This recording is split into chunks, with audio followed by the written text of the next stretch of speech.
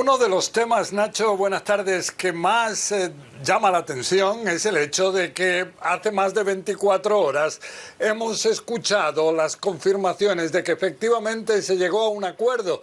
Durante este tiempo hemos escuchado al presidente Joe Biden, al presidente electo Donald Trump, hemos escuchado a cataríes, egipcios, que son también mediadores, hemos escuchado a Hamas, al presidente de Israel, Isaac Herzog, pero una voz ausente hasta ahora a nivel público es la del primer ministro israelí, Benjamin Netanyahu. ¿Por qué no ha convocado una rueda de prensa, un comunicado a la nación sobre algo que es especialmente importante para su país? Entonces, esto despierta dudas sobre si realmente todavía puede haber algunos temas pendientes para llegar a un acuerdo. En las pasadas horas hemos escuchado que efectivamente había, según dicen los israelíes, nuevas exigencias sobre qué prisioneros palestinos tienen que ser liberados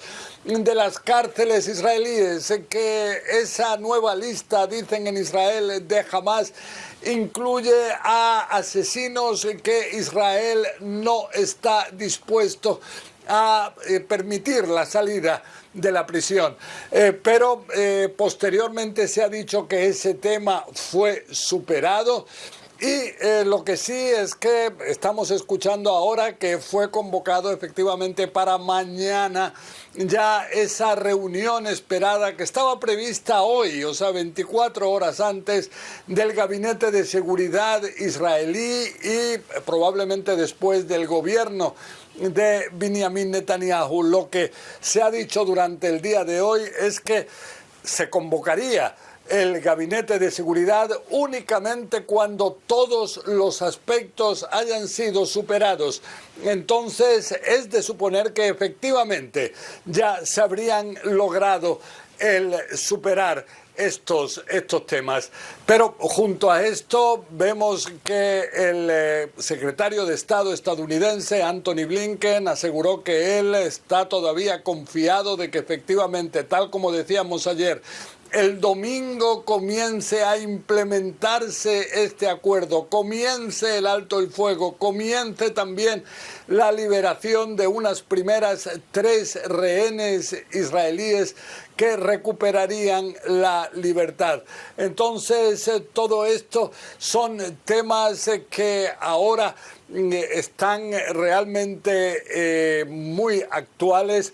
Vemos que también a nivel de lo que son los estamentos israelíes existen preparativos, ya sea a nivel militar, a nivel de ministerios, a nivel de hospitales, a niveles no solo médicos, también psicológicos, de tratar a estas primeras rehenes que recuperarán la libertad después de más de 460 días de un, se piensa, espantoso cautiverio. ¿Qué tipo de personas van a salir de Gaza después de haber estado en túneles en condiciones terribles, quizás siendo objeto de acosos sexuales? Entonces, todos estos temas tendrán que ser abordados cuando salgan estas primeras 3 mujeres de Gaza, y todo esto cuando, eso sí, vemos que las muestras de alegría en el interior de Gaza de la población palestina se han ido sucediendo.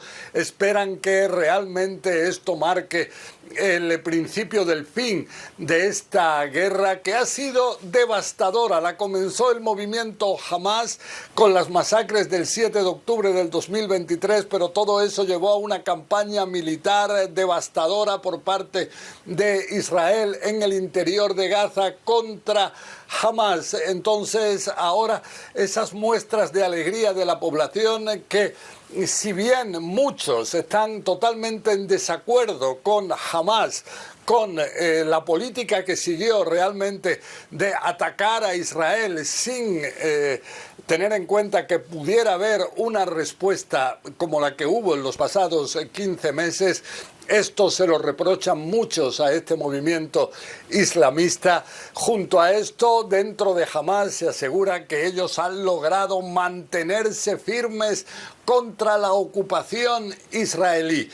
Y lo que sí es que en Israel dicen muchos que el objetivo sigue siendo destruir a Hamás, y entonces no se descarta que después de los primeros 42 días de alto el fuego pudiera reanudarse otra vez la guerra dentro de Gaza, aunque es de señalar que aparentemente el presidente Donald Trump se opone a esa posibilidad.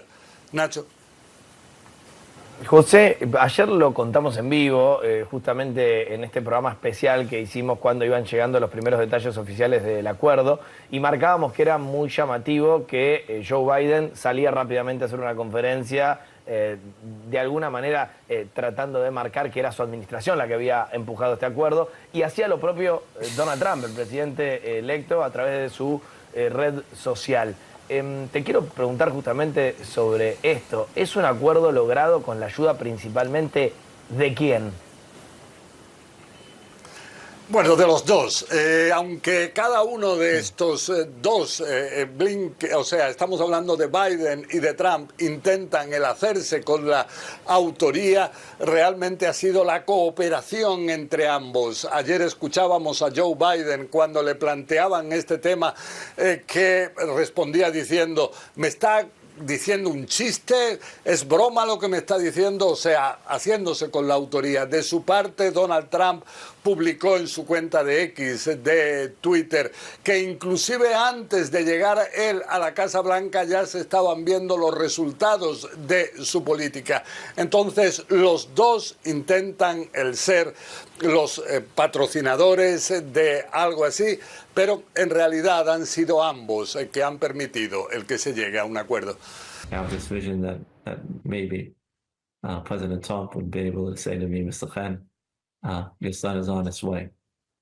So I'm keeping that type of hope up. I have this vision that maybe not on the humanitarian President list, Trump. and these are the first to go. So our son is not on the humanitarian list, and these are the first to go. So we have to sit tight and see what is exactly happening. We're waiting to see in what, physical and emotional and mental state she's going to come in. And I think a lot of people here don't understand, because we're so happy that finally there is a deal and there's a breakthrough and we're going to be seeing our hostages coming home, but people don't understand that the real fight is beginning now for us, for the families, to get them back to their normal everyday life, which how could they after 15 months in hell? Celebración en Gaza luego de conocido este anuncio del acuerdo, que ocurrirá en 3 etapas y que se espera lleve a la liberación inicial de 33 o 34 rehenes, también de restos de rehenes, y de una serie de pasos para normalizar la situación en Gaza. Veamos las cifras de lo que ha sido este conflicto, que comenzó cuando Hamás atacó territorio israelí en un atentado generalizado que dejó un número importante de muertos y heridos. Vamos a repasar las cifras del conflicto hasta hoy. Ese día, el 7 de octubre, quedaron por lo menos 1.200 personas muertas en Israel y 254 rehenes. Todavía no han sido liberados todos de ellos y por eso se avanza en esa negociación. En ese mismo periodo, ven ustedes, siguen 94 en cautiverio, 34 habrían fallecido y se recuperarán sus restos.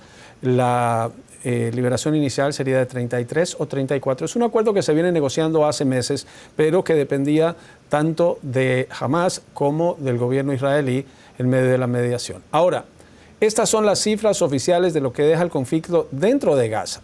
Esto es desde el 7 de octubre. Recuerden que el gobierno de Benjamin Netanyahu anunció un operativo para aniquilar a Hamás, y Hamás no ha sido aniquilado aún. pero se estiman 46.707 muertes. Eso no discrimina entre combatientes de Hamas y civiles, y una cifra alta de ese número son mujeres, niños y ancianos. Hay más de 110.265 heridos en medio de una muy difícil situación humanitaria en Gaza.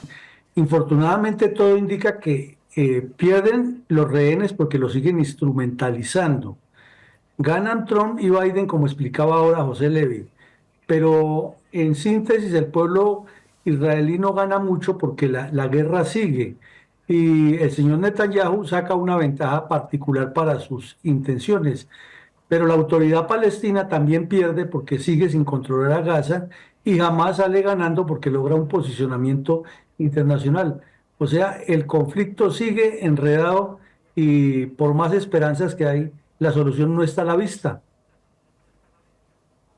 Esto en realidad puede leerse más como una situación de tratar de poner paños fríos para que con el cambio de administración de Estados Unidos y este ultimátum que dio Donald Trump pueda este 20 de enero, cuando llegue finalmente, tener la zona de Israel y de Gaza al menos tranquila por un tiempo, más que un acuerdo que pueda estar sustentable en el tiempo o que pueda llevar a una paz más duradera?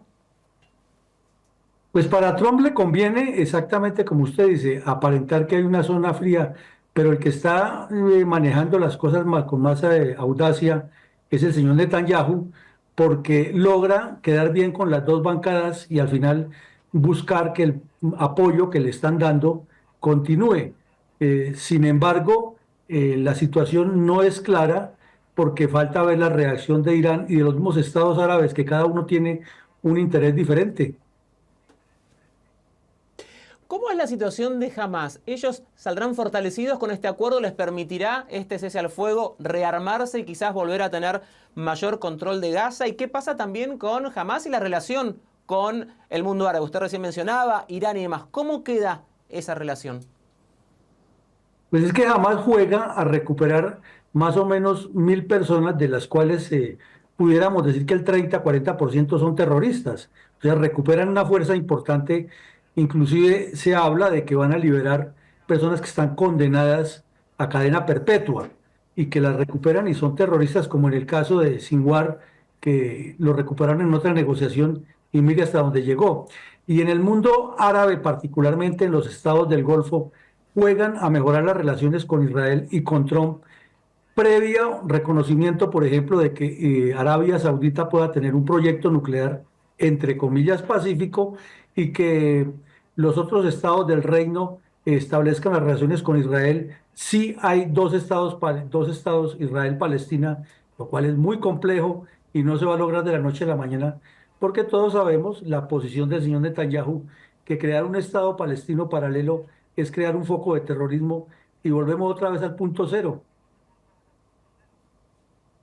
Luis Alberto, por último le pregunto, justamente teniendo en cuenta lo que nos está diciendo, ¿puede ser duradera este cese el fuego? En principio está pactado para 42 días. ¿Puede que haya una segunda y tercera fase donde se siga profundizando o va a ser complicado poder llegar a esa segunda fase?